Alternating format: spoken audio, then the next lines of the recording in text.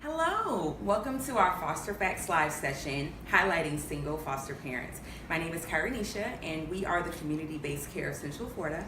We manage foster care and adoption for Orange, Osceola, and Seminole County. And we work to care for children who have been abused, neglected, or abandoned due to no fault of their own. So right now there is a huge need for foster families. We're looking for 100 of them. And a lot of times people have these myths and misconceptions about what foster care really is. And so we want to kind of talk about some of those. Like for example, can I foster if I'm single? Yes, you can. And because of that, we have Stephen here, who started fostering at the age of 26, and he adopted 13-year-old Quentin at the age of 28. So as we go along, if you have any questions for these handsome gentlemen, please send them in and we will answer them towards the end, okay? All right, so Stephen, tell me a little bit more about your journey. Like, how did you become a foster parent? Yeah, that was a crazy beginning, I guess. The idea of becoming a foster parent didn't just come to me. Someone told me about it and said, hey, if you want to do something that will kind of spice your life up and something that you can give back to your community, there are tons of kids who need some help and need male role models. And as I got myself informed about it, I realized it was something that almost nobody was doing in my town. So I signed up for classes just to see what it was all about. And as I began taking classes and I realized the need out there, I said, okay, I'm not really sure exactly what's gonna happen in this journey, but I'm gonna take it because I really wanna help someone else out. How did you decide you were ready? Being ready? What's that? Yeah, what is that? I'll say you can never be 100%, I am ready for this. But I did know that I had a good support group of people who weren't totally convinced that I was doing something that I should be doing at that time, but they said, hey, if you're going to take this journey, we will be here for you and we want to help you out in making this happen. So that's when I knew, okay, I have a support group, I have the place, I have a school that I might be able to take this child to, and myself, I am ready for this. Financially, I can do this. Let's give it a go. So you talked a little bit about your support systems. What role did they play in like helping you out along the way? They were the biggest component. I mean, if you're doing something alone, anything in life doing it alone, it's probably not the best adventure. Sometimes you need alone time, but to do something like this that is completely out of what you're used to doing, you need a group of people who see the vision. And at first, they may not see the vision, so you have to sell that vision. So selling that vision may mean to inviting them to watch something that you watched that was inspiring you to be a foster parent.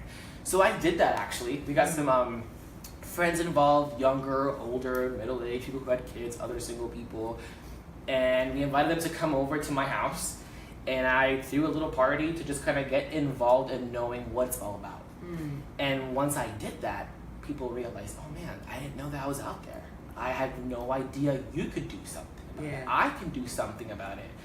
And they decided, hey, whatever you decide to do, we're gonna be there and help you make it into a reality. That's when you get that cool support. So they had your back, which is awesome, and you rallied the troops. So you have a single income. How did you factor that in or do this? That's a very good question. I feel like any parent being single or married, you'll always have that question of how do I even make it happen? Right. So purposely going into it already knowing that, hey, this may be a little tight, you definitely have to change your priorities. And I know it's possible because I've done it. I know it's completely possible, but you have to rearrange your priorities and what you really value. And that may be, even if you foster care for 6 months, if you foster care for a year, that may be the 1 year that you do of service. I feel like a lot of people don't do it because they feel like they have to commit for a long time when they're fostering. But that one period you dedicate, that one section of your life that you do this, will impact that child forever. So why not do it? Why not? Why not? So I know when you're fostering, there are some challenges that could come up, because you're parenting children who have experienced some form of trauma. But as a single parent, what challenges did you experience and how did you overcome them? You mean with the kids or with myself? Yeah.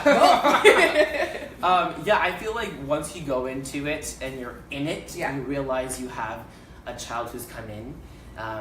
and I had 4-year-olds, 6-year-olds, 7-year-olds come in, and they're different ages, and I wasn't a parent before, so I didn't have an experience of like, oh yeah, here's what you do, here's how you correct, here's how you encourage, here's how you push them forward, do better academically. You're kind of learning, but isn't any parent learning anyway? Absolutely, like, even if you have birth kids. Yeah, you can read all the material you want, you can go to a bookstore and read them up, but you are going to learn as you go. So as those challenges came, it was really important to know who to tap into for support, which is cool because the agencies that got me into it also have all the support groups out there. You can go meet with them once a month, you have people you can call and say, hey, how did you do this? I'm going through this, and more than likely, they had been through it too. So that's cool. Talking about those supports a little bit more, were there any community groups that you came across or any other, hey, I'm single too and I'm fostering, that you found help you along the way? Yeah, so definitely community groups. I found plenty of those, of other families who were doing it. Single people, it's still a rarity. That's why we're doing this right now. To encourage people to actually do it. And I think it even goes smaller and smaller of people who are doing it. If you go to like how many guys are doing it while they're single, that is like just really tiny. So I had a hard time finding other people who were in the exact situation as I was. But I feel like people who are even thinking of doing fostering already have that inner desire of helping kids. So whether you have someone who's doing it exactly the way you're doing it or not, you're gonna find a way, and you're not alone. That's the cool part. Absolutely. So you're doing this, you're loving on Quentin, you're saving the world, being an awesome foster parent. When you start to deplenish, what do you do for self-care? How do you bring yourself back? You know, we do things together for self-care too.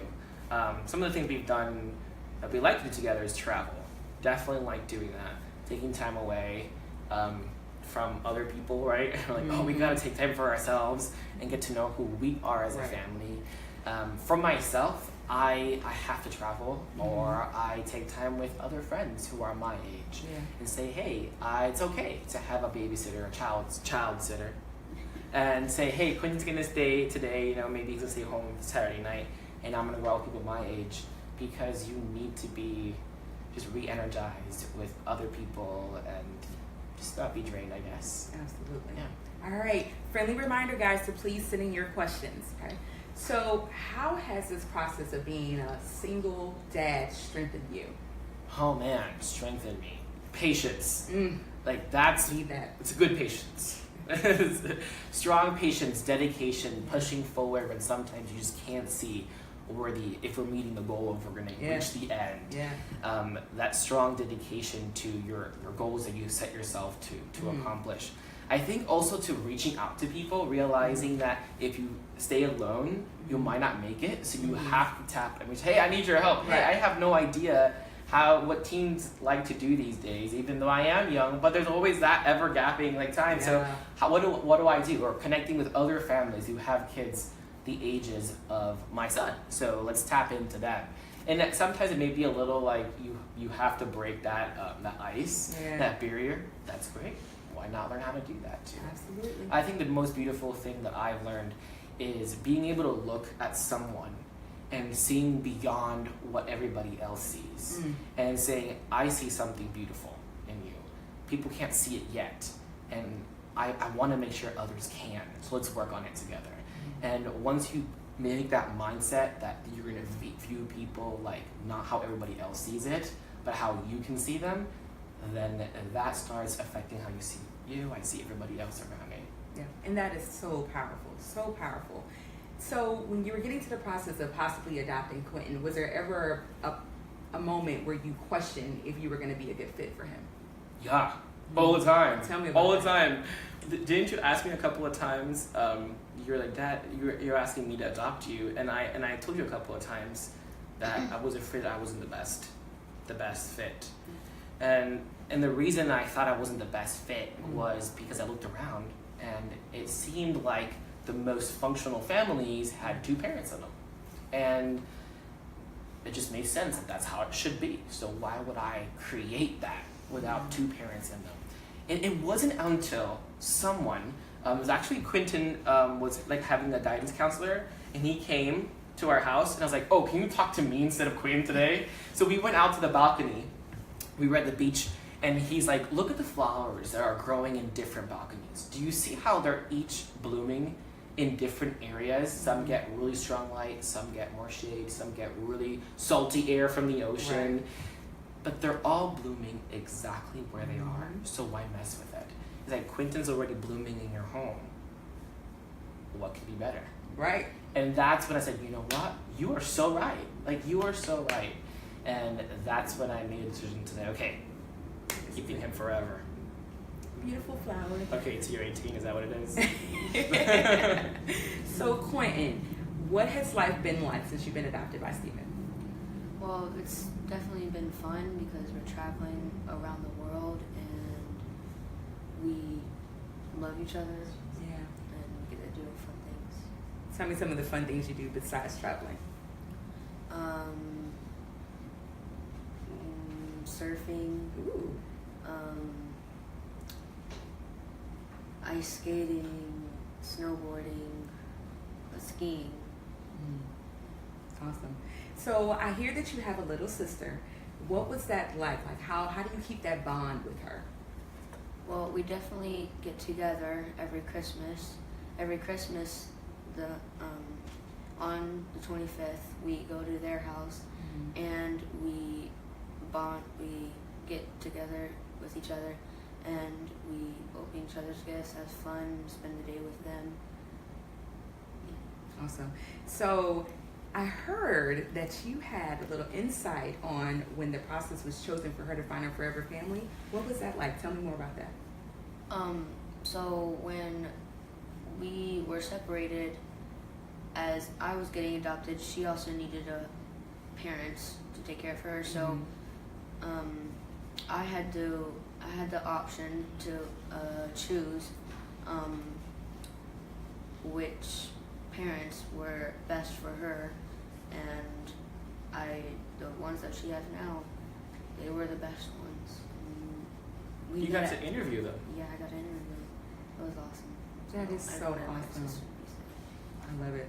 So now that you're in this process and you're adopted by Stephen, he's your dad, do you feel like you're missing out on anything since you have just a single dad caring for you? Well, definitely a lot of female women that are his friends and his age, they definitely do the role as a mom, and that kind of helps me like tell myself that I'm not alone. Yeah. And absolutely. So we have a question for the audience, and it's for Stephen. Stephen, when you started this process, was your intention to adopt? No.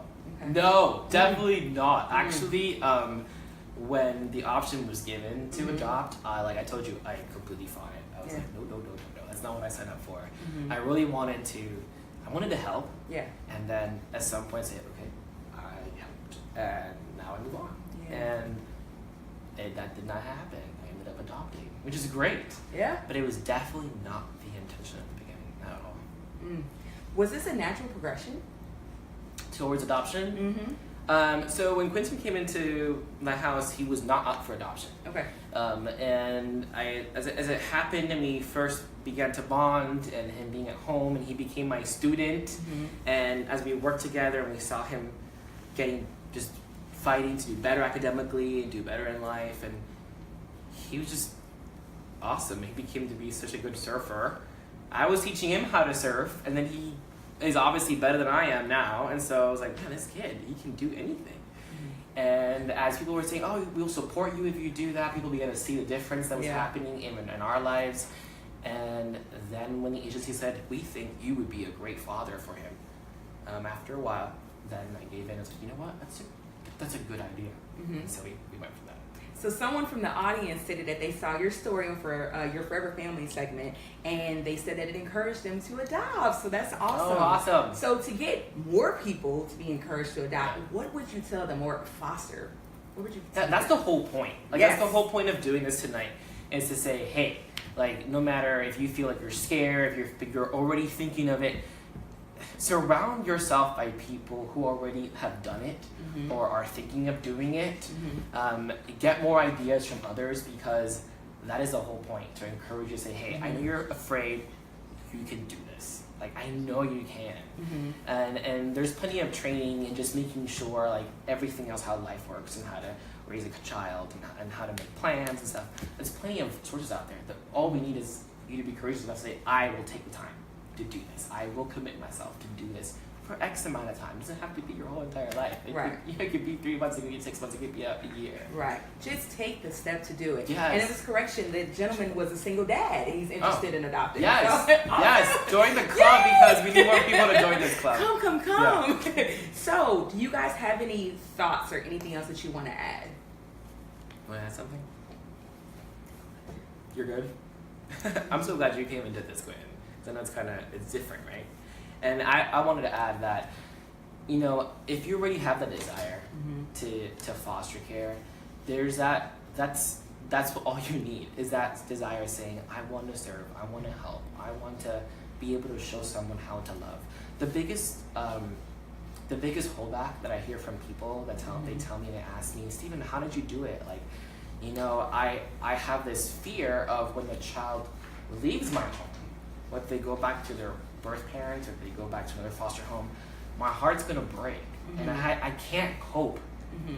That's the exact excuse I hear from 99% of the people. And here's what I have to say though on that, is yes, you are right, you will hurt. I had plenty of other foster kids come through and leave, and yes, it hurt. However, let's flip it around and ask the question, which would be, are you okay with a child going through life with never experiencing what it means to be loved? And when you turn that whole question around, then you really hurt. And you're like, no, 1 second. I need him, I need her, that child, not to experience that pain any longer. I want to make them know that there is love in a family, and I want to be the one to give that. Oh, giving me goosebumps. I love it. You're gonna do it now? Maybe one day.